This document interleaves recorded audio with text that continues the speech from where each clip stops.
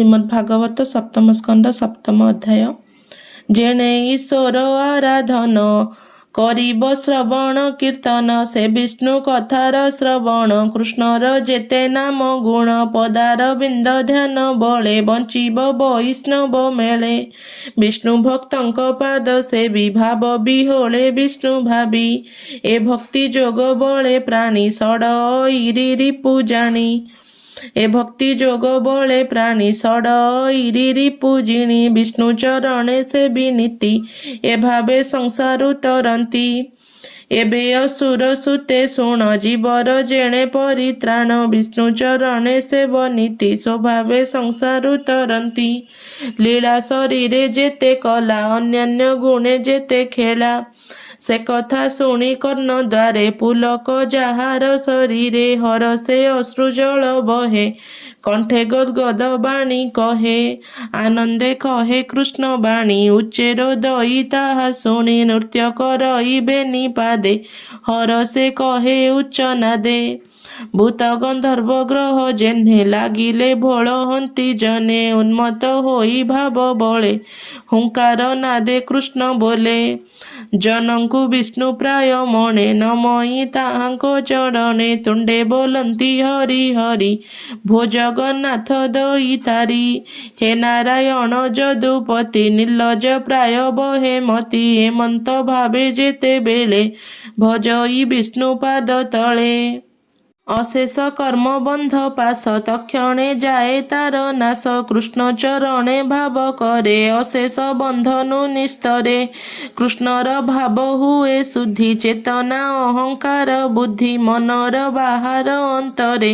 ନିର୍ମଳ ପ୍ରକାଶେ ଶରୀରେ, କର୍ମ ବାସନା ବୀଜ ବଳେ। ଜୀବ ସଞ୍ଚରେ ଏ ଅନଳେ, ବିଷ୍ଣୁ ଭକତି ଯୋଗ ବଳେ। ପ୍ରକାଶେ ପ୍ରକାଣ୍ଡ ଅନଳେ, ସେ ଅଗ୍ନି ତେଜେ କର୍ମ ବୀଜ। ତକ୍ଷଣେ ହୁଅଇ ଦହିଜ, କର୍ମ ବିନାଶେ ଜୀବ ତରେ। ନିଶ୍ଚିନ୍ତେ ବିଷ୍ଣୁ ଆଶ୍ରେ କରେ, କୃଷ୍ଣ ଆଶ୍ରୟ ପ୍ରାଣୀଙ୍କର। ଶୁଭ ଅଶୁଭ ହୁଏ ଦୂର, ଏ ଶୁଭାଶୁଭ ଚକ୍ରେ ଥାଇ। ପ୍ରାଣୀ ଅଶେଷ ଜନ୍ମ ପାଇ, ସଂସାର ଚକ୍ର ଦୃଢ଼ ପାଶ।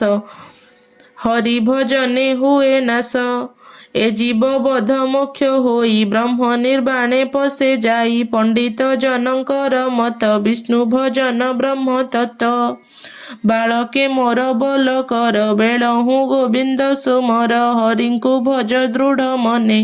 କି ଦୁଃଖ କୃଷ୍ଣ ଉପାସନେ, ହରି ଅଶେଷ ପ୍ରାଣୀ ଦେହେ। କ୍ଷୁଦ୍ର ଆକାଶ ପ୍ରାୟେ ରହେ, ଆତ୍ମାର ସଖା ପଦ୍ମନାଭ। ଅନ୍ୟ ଭଜନେ କିବା ଲାଭ, ଦେଖ ଏ ଧନ ଦାରା ସୁତ। ପଶୁ କୁଞ୍ଜର ଧ୍ୱଜ ଛତ୍ର, ନାନା ସମ୍ପଦ ଅର୍ଥ କାମ। କ୍ଷଣ ଭଙ୍ଗୁର ସର୍ବଜାଣ, ସମ୍ପତ୍ତି ନୁହଁ ନିଶ୍ଚଳ। ଯେ ସନେ ସମୁଦ୍ରେ ଉଲ୍ଲୋଳ, ସୋପନ ପ୍ରାୟ ମିଥ୍ୟା ହୋନ୍ତି। ଜୀବକୁ କିବା ଏ କରନ୍ତି, ସମ୍ପତ୍ତି ନୁହଁ ନିଶ୍ଚଳ। ଯେ ସନେ ସମୁଦ୍ର ଉଲ୍ଲୋଳ, ଏହା ନ ଜାଣି ସର୍ବଜନେ। ଏ ମାୟା ନିଗମ ବଚନେ, ଯଜ୍ଞ ଆରମ୍ଭ କରି କର୍ମ। ଆଶ୍ରୟ ମୂଳେ ହୋନ୍ତି ଭ୍ରମ, ସେ ଯଜ୍ଞ ଫଳ ବେନି ଲୋକେ। ଆବରି ଭୁଞ୍ଜେ ଏକେ ଏକେ, କର୍ମ ଚଳିଲେ ପୁଣି ଚଳେ। ଭ୍ରମଇ ଏ ମାୟା ସୟଳେ, ଅଦୃଷ୍ଟ କୃତ କର୍ମ ଫଳ। କେବେ ହେ ନୁହଁ ନିର୍ମଳ, ଏ କର୍ମ ଦୂରେ ପରିହରେ। ଆତ୍ମାକୁ ମାୟାରୁ ଉଦ୍ଧରେ, ଅନ୍ତରେ ଆତ୍ମା ସୁଖ ଲଭେ।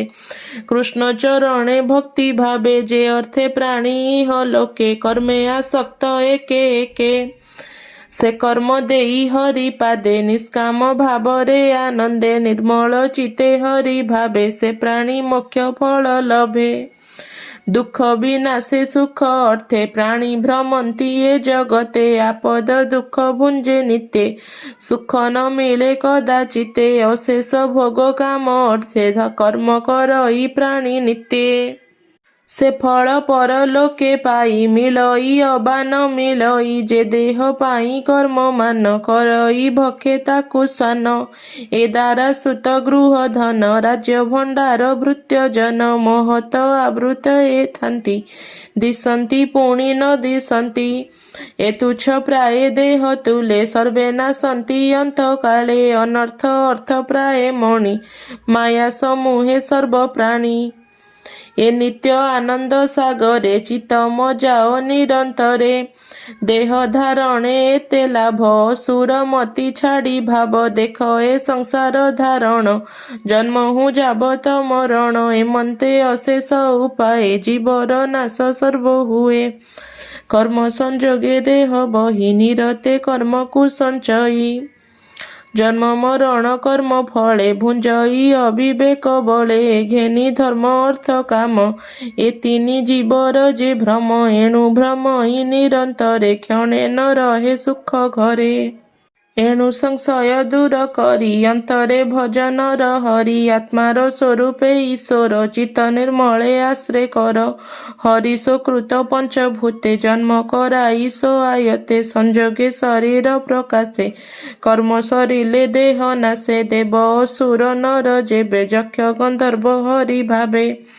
ଭଜନ୍ତି ମୁକୁନ୍ଦ ଚରଣେ ସେ ଜୀବ ପରମ କାରଣେ। ବିପ୍ର ଦେବତା ଋଷି ହୋଇ ଯେବେ କୃଷ୍ଣଙ୍କୁ ନ ଭଜଇ। ଅନେକ ବିଦ୍ୟାବାଦ କରେ ଶୌଚ ବ୍ରତକୁ ଆଚରେ। ଅନେକ ଦିନ ତପ ସାଧି ଅଷ୍ଟାଙ୍ଗ ଯୋଗ କର୍ମ ବିଧି। କରି ସମସ୍ତ କ୍ରିୟା ଯେତେ ନାନା ଉପାୟ ଏ ଜଗତେ। ଅଜ୍ଞାନ ବିଡ଼ମ୍ବନ ଏହି ଏଣେ ଗୋବିନ୍ଦଙ୍କୁ ନ ପାଇ। ନିର୍ମଳ ଭକ୍ତି ଅନ୍ତର୍ଗତେ ଯେବେ କରଇ ଅବିରତେ। ତେବେ ଲଭଇ ଭଗବାନ ଅନ୍ୟଥା ସର୍ବ ବିଡ଼ମ୍ବନ। ଏଣୁ ଗୋବିନ୍ଦ ପାଦେ ଭଜ ଅସୁର ବୃତ୍ତି ଦୂରେ ତେଜ। ସେ ଆତ୍ମା ସୁବୁଦ୍ଧି ବିବେକ ଆତ୍ମା ସମାନେ ସର୍ବ ଦେଖ। ସକଳ ଘଟେ ଏକା ହରି ସୂକ୍ଷ୍ମ ସ୍ୱରୂପେ ଅଛି ପୁରୀ। ଏ ଭାବ ଜାଣି ଏ ଶୟଳେ ଅନେକ ପ୍ରାଣୀ ନିସ୍ତରିଲେ।